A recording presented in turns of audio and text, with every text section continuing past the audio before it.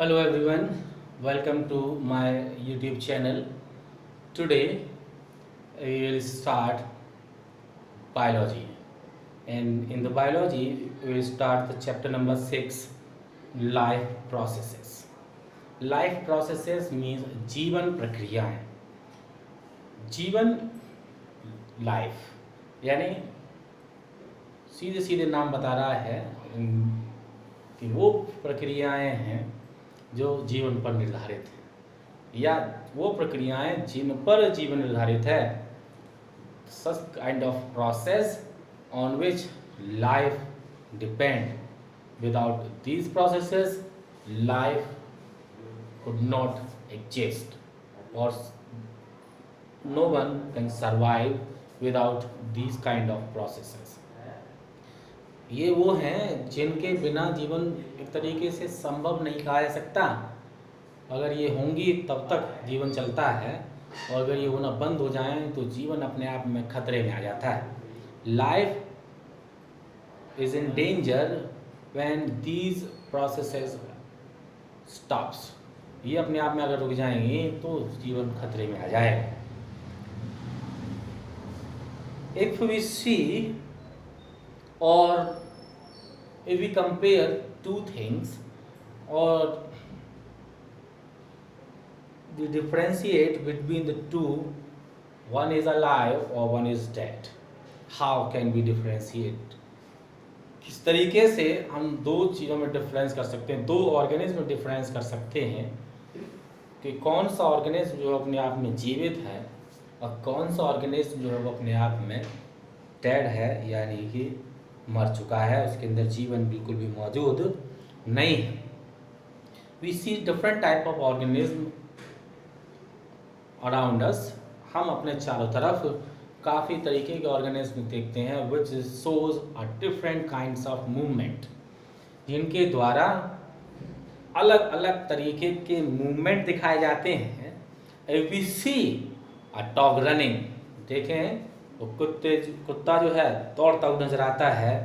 और अ काव swing curd, गाय है अपना चारा चबाते हुए नजर आती है. और a man shouting loudly on the street, और वहीं पर एक इंसान एक गली में खड़े होकर चिल्लाता हुआ नजर आता है. इन सभी को देखकर और हम कह सकते हैं कि ये अपने आप में लिविंग बीइंग्स हैं. लिविंग बीइंग्स और नॉन लिविंग बीइंग्स के बारे में हम शुरू से पढ़ते चले आए हैं, और कुछ ना कुछ ऐसे कैरेक्टरिस्टिक्स होते हैं जिनके बेस पर हम कह सकते हैं सच ऑर्गेनिज्म इज अलाइव और such organism is comes in the category of non living. ये वो है जो कहीं ना कहीं लिविंग बीइंग की कैटेगरी में आता है, और ये वो हैं जो कहीं ना कहीं नॉन लिविंग बीइंग की कैटेगरी में आते हैं. उन्हीं की बात कर रहे हैं. अभी तक तो हम मूवमेंट देख रहे हैं और कह दिया कि हाँ भाई these are the living beings. If the dog or the cow or the man were asleep, अगर कहीं ना कहीं ये तीनों चीज़ों के बारे में हमने बात की, तीन ऑर्गेनिज्म के बारे में बात किया था, डॉग, काव और मैन. अगर ये सो जाएं और इस तरीके का मूवमेंट न करें तो आप क्या कहेंगे? Are they living or not? They are living. सोते समय भी वो अपने आप में लिविंग बीइंग ही हैं. ऐसा नहीं है कि मूवमेंट नहीं कर रहे तो इसका मतलब आप कह देंगे कि वो नॉन लिविंग बीइंग की कैटेगरी में आ गए. नहीं, वो अपने आप में लिविंग ही हैं, because a kind of process is going and going. उनके अंदर लगातार हो रहे कुछ प्रोसेस उनके अंदर अब भी चल रहे हैं, जिसके बेस पर हम कह सकते हैं कि वो अपने आप में जीवित हैं. वी सी दैम ब्रीथिंग, हम देखते हैं कि वो श्वास ले रहे हैं, और उस श्वास लेने के बेस पर ही हम कह देते हैं कि वो अपने आप में जीवित है. Now what about plants? पौधों के बारे में क्या कह सकते हैं? पौधे का कोई ज़्यादा प्रोसेस हम उस पर अंदर देख नहीं पाते, फिर कैसे पता लगाएंगे कि वो अपने आप में जीवित हैं? We see them green, some of us will say.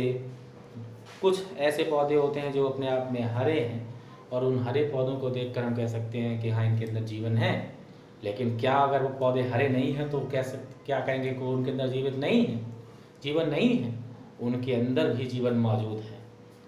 कुछ और प्रोसेस होते हैं जिनके बेस पर हम कहते हैं कि हाँ, ये ऑर्गेनिज्म भी अपने आप में जीवित है। कैसे? उनकी ग्रोथ को देखकर, लगातार उनकी ग्रोथ को ऑब्जर्व करें, और अगर उसके अंदर आप ग्रोथ को ऑब्जर्व कर पा रहे हैं, देख पा रहे हैं, तो कह देंगे कि हाँ, ये पौधा भी अपने आप में जीवित है, इसके अंदर भी जीवन अपने आप में मौजूद है।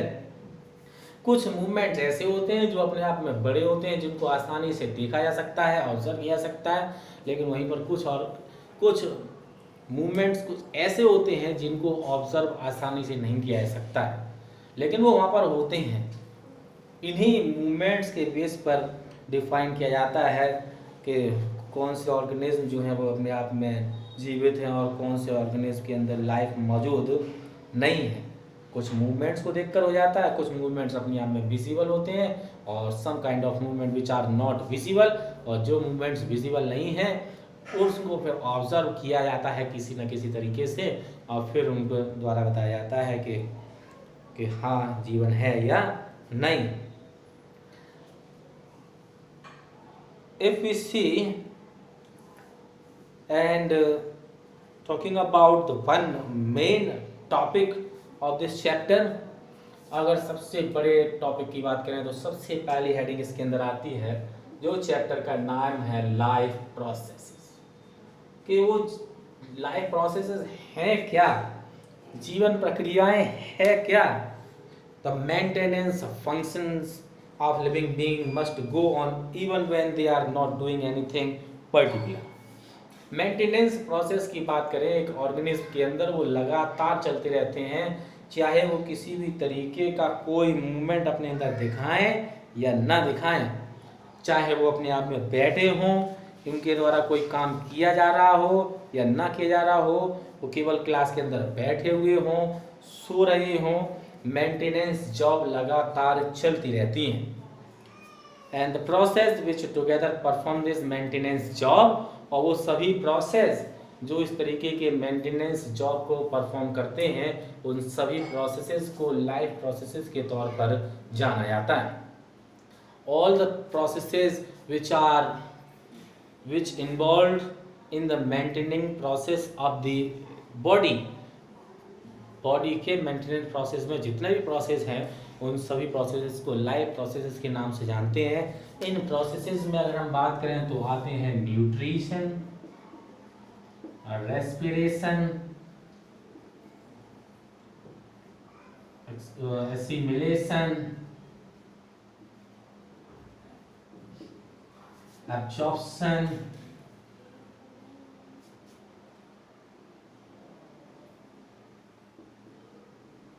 Excretion, etcetera etcetera. कई प्रोसेस हैं जहाँ पर हम देखेंगे कि ये सभी प्रोसेस वो अपने आप में न्यूट्रिशन है, रेस्पिरेशन है, एक्सक्रीशन है, ये सभी प्रोसेसेस को लाइफ प्रोसेस के नाम से जाना जाता है, क्योंकि ये सभी प्रोसेस अपने आप में कहीं ना कहीं एक ऑर्गेनिज्म के जीवन के लिए अपने आप में ज़रूरी हैं। इन प्रोसेसेस के बिना किसी भी एक ऑर्गेनिज्म के जीवन की कल्पना नहीं की जा सकती, उसके बारे में सोचा नहीं जा सकता कि अगर इनमें से कोई सा भी प्रोसेस रुक जाता है तो शरीर को कहीं ना कहीं काफ़ी नुकसान देखने पड़ते हैं। इन प्रोसेसेस के बारे में एक एक करके जानेंगे कि सभी प्रोसेसेस हैं क्या।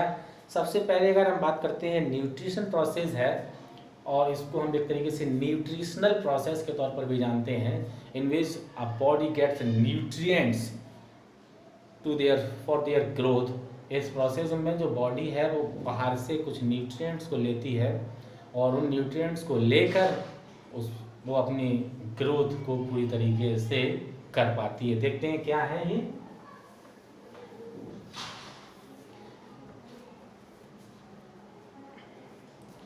Since these maintenance processes are needed to prevent damage and breakdown, किसी भी तरीके से अगर इन प्रोसेसेस में कोई रुकावट आ जाती है तो इनको फिर से होने के लिए एनर्जी की ज़रूरत पड़ती है।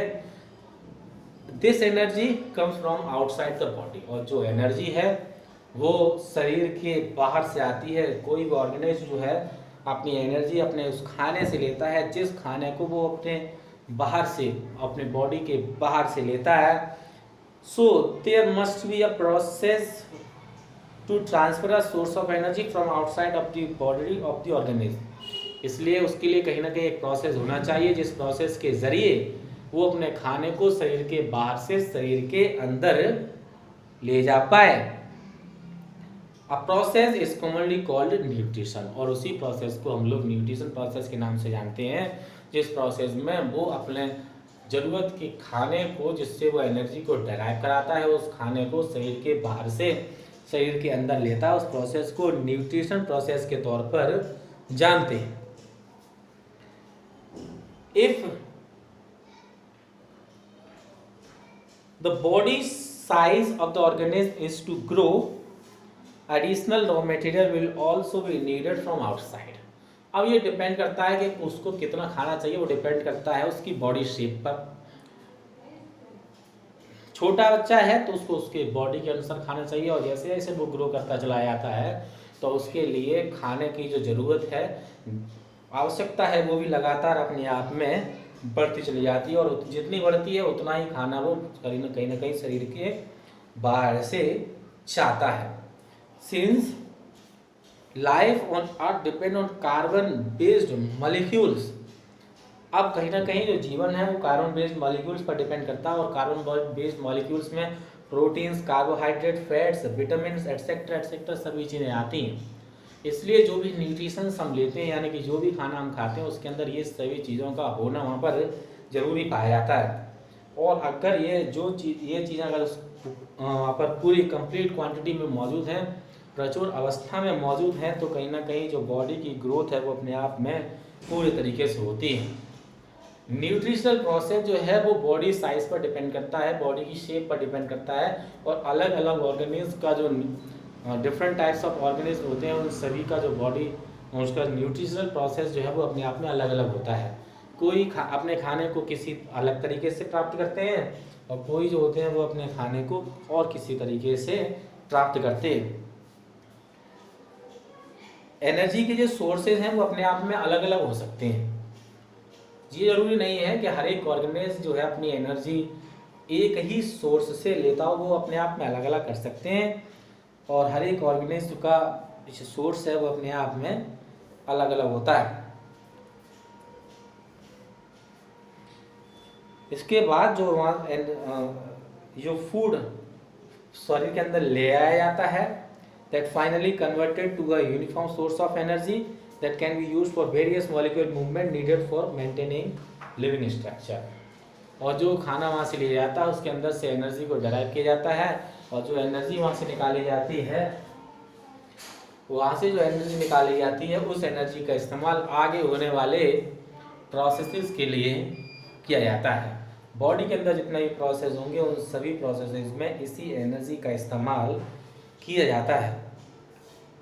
ये एनर्जी आती कब है, कैसे निकलती है?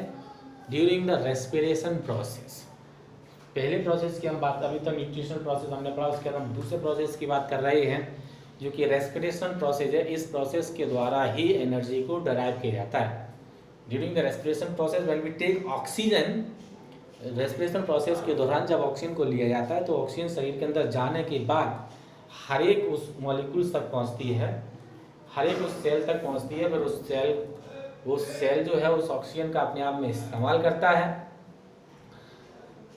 वहाँ से जो भी खाने को वगैरह जो डाइजेस्ट करना हो, जो भी मॉलिक्यूल्स वहाँ पर मौजूद होते हैं, कार्बन मॉलिक्यूल्स मौजूद होते हैं which can not be easily digested, या उनको डाइजेस्ट करने के लिए उस ऑक्सीजन का इस्तेमाल किया जाता है। और जब वो उनका एक तरीके से ब्रेक डाउन चलता है, यानी कि वो मॉलिक्यूल्स को छोटे छोटे पार्टिकल्स में जब तोड़ते हैं, तब वहाँ से एनर्जी जनरेट होती है। कार्बन डाइऑक्साइड शरीर के अंदर से बाहर छोड़ती जाती है, ऑक्सीजन का इस्तेमाल हो जाता है, और वहाँ पर एक तरीके से एनर्जी जनरेट होती है, और उस एनर्जी का इस्तेमाल हर एक सेल के द्वारा अपने अंदर होने वाले अलग अलग प्रोसेस को होने के लिए कर लिया जाता है। तो हम ये कह सकते हैं कि रेस्पिरेशन जो है वो एक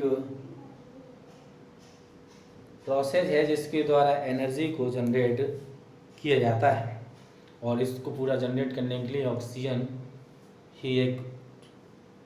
की वहाँ पर बहुत ज़्यादा ज़रूरत पड़ती है, जो वो रेस्पिरेशन प्रोसेस के द्वारा इंसान के द्वारा या किसी भी ऑर्गेनिज्म के द्वारा उसको लिया जाता है। वो उसके वहाँ पे एनर्जी जनरेट करने के लिए उसका इस्तेमाल वहाँ पर किया जाता है। सिंगल सेल्ड ऑर्गेनिज्म है अगर, अब दो तरीके के ऑर्गेनिज्म आपने पढ़े होंगे, एक सिंगल सेल्ड ऑर्गेनिज्म और एक मल्टी सेलर, यानी कि वो जो कि केवल एक ही सेल से मिलकर बने हैं पूरी की पूरी बॉडी, और एक वो होते हैं जो कहीं ना कहीं एक दो या दो से ज़्यादा तरीके के सेल से मिलकर बने होते हैं, उनको मल्टी सेलर ऑर्गेनिज्म के नाम से जाना जाता है। सिंगल सेल्ड ऑर्गेनिज्म के अंदर कोई स्पेसिफिक ऑर्गन्स मौजूद नहीं रहता है। खाने के लिए, गैसेज एक्सचेंज के लिए, वेस्ट रिमूवल के लिए या किसी के लिए भी एक ही ऑर्गन होता है जिसके द्वारा ही वो अपने खाने को लेता है, उसी से डाइजेस्ट करता है, और उसी के द्वारा जो वेस्ट बचता है उसको उसी ऑर्गन से बाहर निकाल देता है। उसके लिए कोई different types of organs are not present, अलग अलग तरीके के ऑर्गन उसके अंदर मौजूद नहीं रहते, but the multi cellular organism have different organs to perform different function. लेकिन मल्टी सेलुलर ऑर्गेनिज्म के अंदर अलग अलग तरीके के ऑर्गन्स होते हैं जो कि अलग अलग तरीके का फंक्शन करते हैं। खाने को अंदर ले आने के लिए अलग ऑर्गन है, डाइजेस्ट करने के लिए अलग ऑर्गन है, एक्सक्रीशन के लिए एक अलग ऑर्गन है। तो इसलिए मल्टी सेलुलर के अंदर खाने जो भी प्रोसेस होते हैं वो अपने आप में बटे हुए हैं, वो अलग अलग ऑर्गन अलग अलग तरीके से करते हैं। वहीं पर सिंगल सेल्ड ऑर्गेनिज्म की बात करते हैं तो वो एक ही ऑर्गन के द्वारा सही फंक्शंस करते हैं। इसलिए सिंगल सेल्ड ऑर्गेनिज्म अपने आप में सिंपलर ऑर्गेनिज्म है जहाँ पर कोई ज़्यादा कॉम्प्लेक्सिटी होती नहीं है। लेकिन मल्टी सेलुलर ऑर्गेनिज्म के अंदर कॉम्प्लेक्सिटी बढ़ जाती है, क्योंकि उसके अंदर अलग अलग ऑर्गन्स होते हैं अलग अलग फंक्शन को करने के लिए। After that the food will be digest. After the digestion process, एक रेस्पिरेशन प्रोसेस के बाद जब एनर्जी एक तरीके से डाइजेशन प्रोसेस होता है, वो खाने को डाइजेस्ट कर लिया जाता है। डाइजेशन प्रोसेस के बाद जितने भी इंपॉर्टेंट सब्सटेंस उसके अंदर से बचते हैं जो शरीर के लिए ज़रूरी होते हैं, उन सब्सटेंसेस को क्या बॉडी अपने अंदर एब्सॉर्ब कर लेती है, रिमूव, और बचा हुआ जो वेस्ट होता है उसको एक्सक्रीशन प्रोसेस से शरीर के द्वारा उसको बाहर निकाल दिया जाता है। तो पहले न्यूट्रिशन प्रोसेस था जिसके द्वारा हम खाने को अंदर ले आते हैं, फिर उसके बाद ऑक्सीजन का इस्तेमाल करते हैं रेस्पिरेशन प्रोसेस से।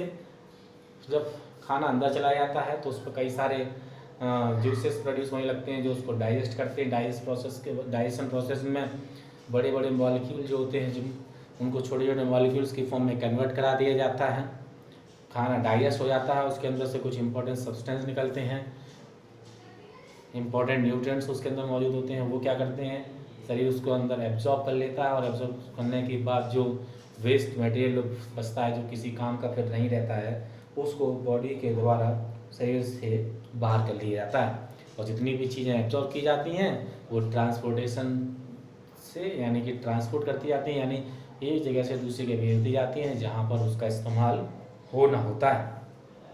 इन the next video we will study about these life processes in detail.